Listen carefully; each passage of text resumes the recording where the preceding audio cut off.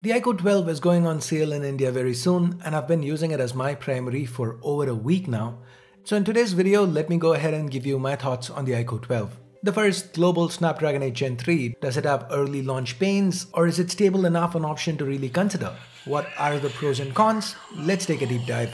My name's Ash, you're watching C4E Tech, and hey, if you like the work I've put into this video, please hit that little like button down below. Like I said, the biggest selling point of the IQOO 12 is the fact that it is the first Snapdragon 8 Gen 3 to launch outside of China. So let's start with that.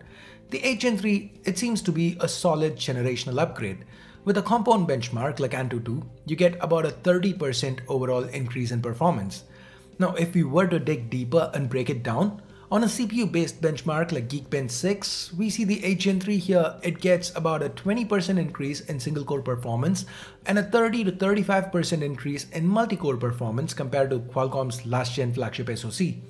Now looking at a GPU-focused benchmark like 3D Mark, here we are getting a 30 to 35% generational increase, and when you add to it the fact that the stability score is in the mid 70%, this means even after 20 minutes of intense gaming, you're still gonna end up with about the same performance as a fresh 8 Gen 2.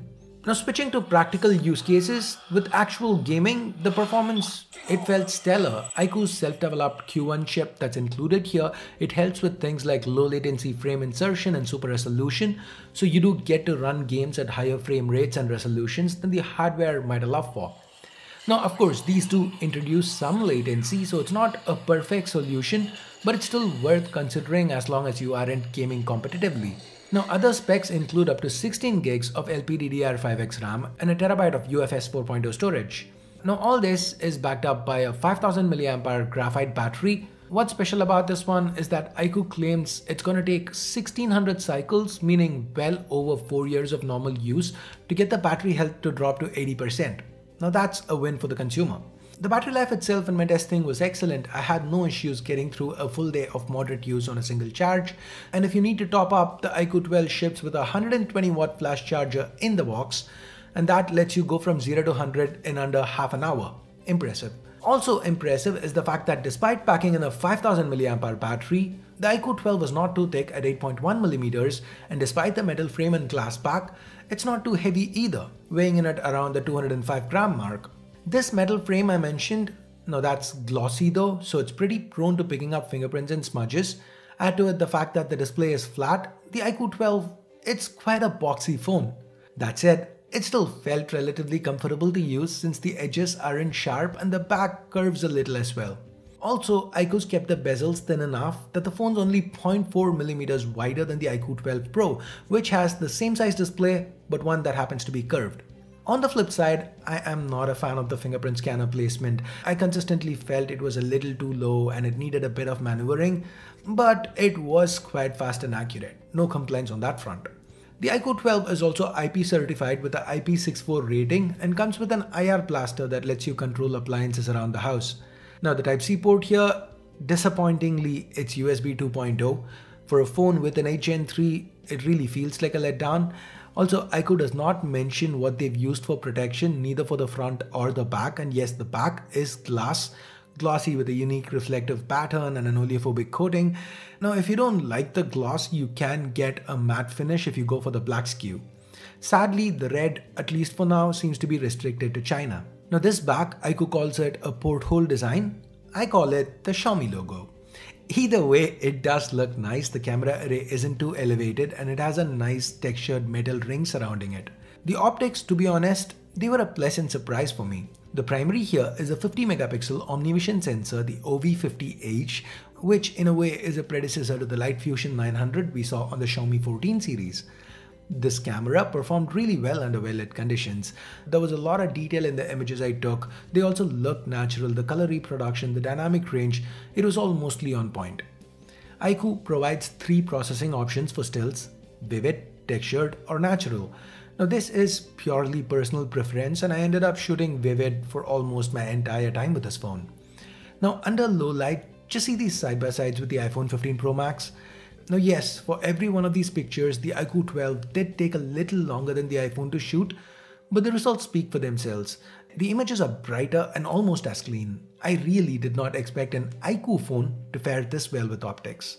On the video front, the IQOO 12 tops out at 8K 30, but there is no stabilization here.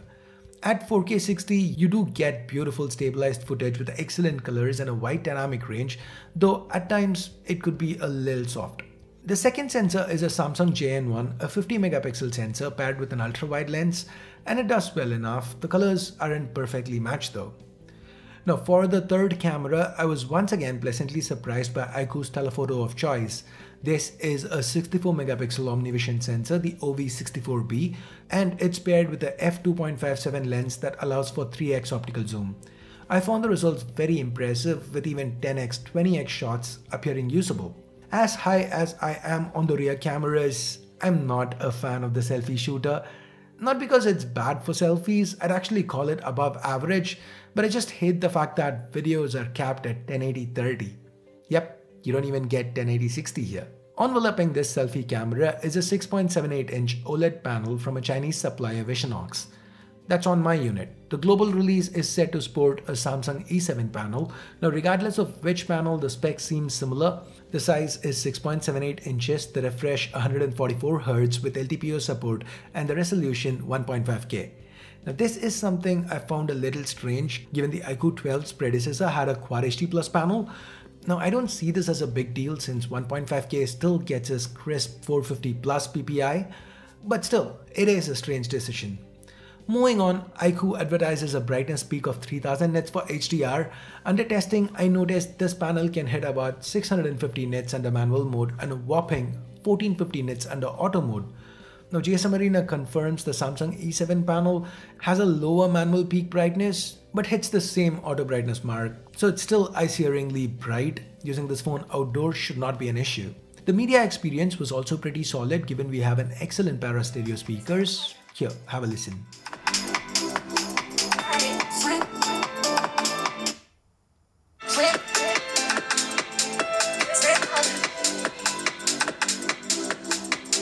On the software side of things, my Chinese unit is running on Origin OS 4 built atop Android 14, while global versions will ship with Funtouch OS 14, which also happens to be built atop Android 14.